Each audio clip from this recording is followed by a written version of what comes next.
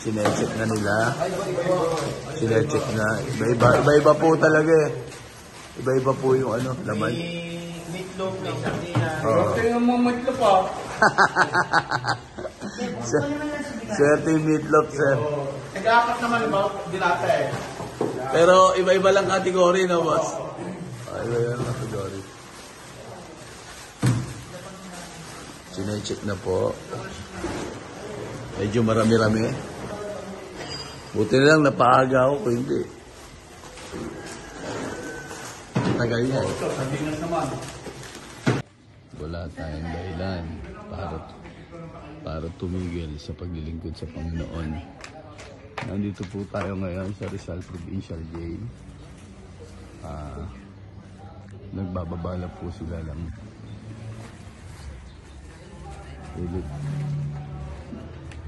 Si Chairman.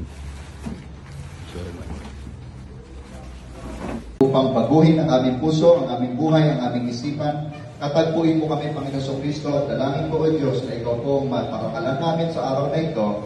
And I pray, dear God, Father God, na mangusap ka sa bawat isa sa araw na ito, sa pangalan ni Jesus. And may you fill me with your spirit and anoint me as I preach your word. In Jesus' name, Amen. Okay, una, Lord, sabihin natin, Panginoon.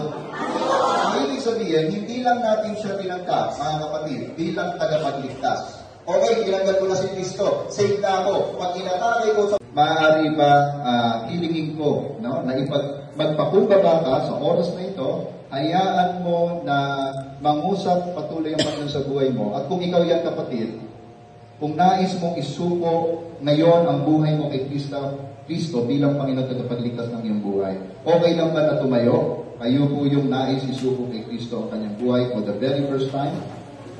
Ay, lahat na tayo nagtayuan. Praise the Lord. Sige, no? So kung ngayon, ganito, alam nyo, huwag kang tatayo dahil tumayo yung patabi mo. Ipikit mo ang mata mo. Walang saysay yan kung tumayo ka dahil nakatayo lahat. It's between you and the Lord. Ngayon, ganito mga kapatid. Kung sa araw na ito, talagang gusto mo nang isuko ang buhay mo kay Kristo, tatanggapin mo siya hindi lang bilang tagapagligtas, bilang Panginoon. Ayaw po'y manalangin. Sabi po ng Biblia, if you seek me and seek me with all your heart, you will find me. Matatagpuan mo. So sa mga oras na ito, sa ating pong lahat, tayo po'y manalangin at tumawag tayo sa Diyos. Pwede niyong sundan ang aking panalangin. Sabihin po natin, Panginoong Diyos, ako po ay napupuno ng kasalanan. Ikaw ay napupuno ng kabanalan. Wala po akong may pagmamalaki sa iyo, Panginoon. Sa oras na ito, bago matapos ang 2023, suko na ako sa iyo, Lord. Isinusuko ko na ang buhay ko sa iyo, Panginoon. Kung ano ang kalooban mo para sa akin, yun po ang maganap.